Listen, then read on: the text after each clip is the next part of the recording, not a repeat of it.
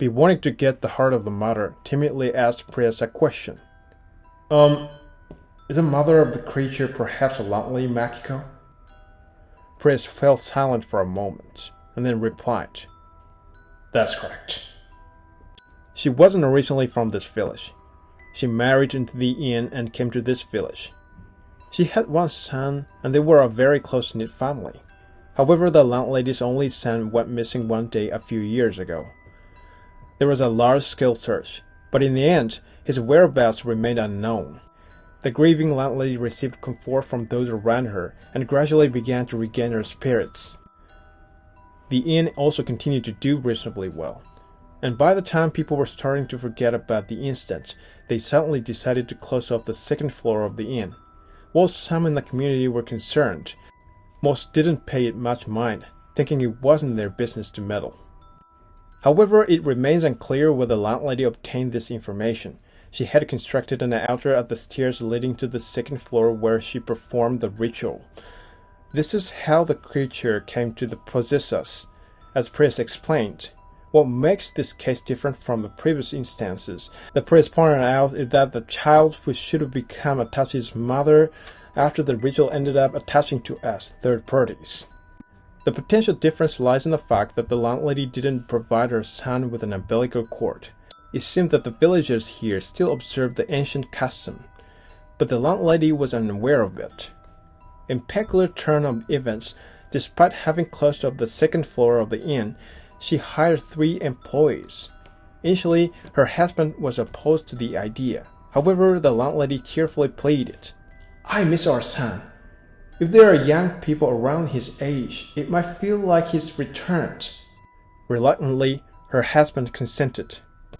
This is purely speculative on Priest's part, but he believed that the landlady may have known from the start that his returned son would attach to us, as if we were his parents. After telling us all of this, Priest said, I truly apologize for leaving you in that small hole. But I had to save both of you, Makiko and you. While you were here, we tied Makiko in the main hole and recited scriptures as the previous generation did. We didn't know if that creature would go to the small hole or come to the main hole. In the end, Priest stood up and said, I have decided to share this story with you, and I intend to show you everything. I'll guide you to where Makiko is. We followed the priest and walked for a while. I thought we would go to the main hall, but we crossed a corridor-like walkway and were led to the separate building. As we approached, we heard groaning and several voices reciting scriptures, and along with those voices, we heard a loud sound. It was quite loud. We stood in front of the door to the building, and the thud was getting closer. Inside, we didn't know what was happening, and I was inwardly trembling. Then when the priest opened the door to the building, there stood the landlady alone, surrounded by several priests. None of us could speak. The landlady was, for lack of a better description, bouncing around like a shrimp. She was lying down, controlling her body like a piece of tofu, and bouncing around. It was the first time I had seen a human move like that. And occasionally, she would moan in pain. I was too scared to look at her face. To be honest, it was a different kind of fear compared to the previous night. But it was equally terrifying. Seeing us dumbfounded, Priest said, She has been in a state since this morning. Then B couldn't take it anymore and decided to step outside for a moment. It was even difficult to hear the sounds. We were all relieved when we left. Standing a little apart from there, we asked Priest about what happened. Had the exorcism been successful? Priest looked somewhat troubled and said, Yes, I believe we were able to exorcise what attached itself to you. As you can see, you're here, and there's an umbilical cord here. However, suddenly B said, I just realized it wasn't just one, was it? At first, we didn't understand what he was talking about, but eventually I realized he saw multiple shadows on the staircase to the second floor. Priest asked, surprised, Not just one. B answered affirmatively. and priest fell silent for a moment again.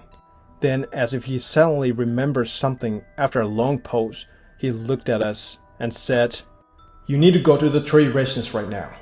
And don't step out of the room. I will send you someone later." Leaving us stand, the priest hurried toward the building where the landlady was. We were abruptly left behind and stood there in silence for a while. Then from the building we saw several priests carrying something wrapped in a large cloth. The contents of the cloth were wriggling, and it seemed to be convulsing from time to time. We all thought it was landlady inside. We watched in shock as they carried it toward the small hall. We couldn't bear to look. We asked each other and immediately became frightened, hurrying back to the house. From there, everything was so normal that there was nothing to explain.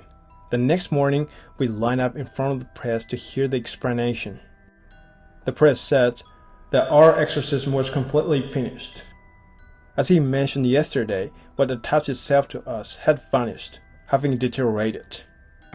However, the priest said he couldn't save the landlady. He said it with a face that seemed either on the verge of tears or filled with anger. It was hard to tell. When we asked if she had died, he said no. I remember the sight of the landlady thrashing about in the main hall from yesterday. Had she been in a state the entire time? When I timidly inquired about her condition, priest made a bitter expression and didn't say anything. The landlady's current state, the priest explained, was not due to the exorcism, but seemed to be caused by something entirely different. He didn't go into detail, but it seemed that the ritual the landlady performed was something akin to, yet distinct from, the local ritual to call back a child. Somewhere having learned of this ritual and its method, the landlady, in her grief at losing her son, attempted to perform it. However, crucially, she had the umbilical cord in her position. From here, it's priest speculation. But perhaps the landlady knew from the beginning that the returned son would attach himself to us, as if we were his parents, under her belief. And the results she obtained from that were something entirely different from the original one.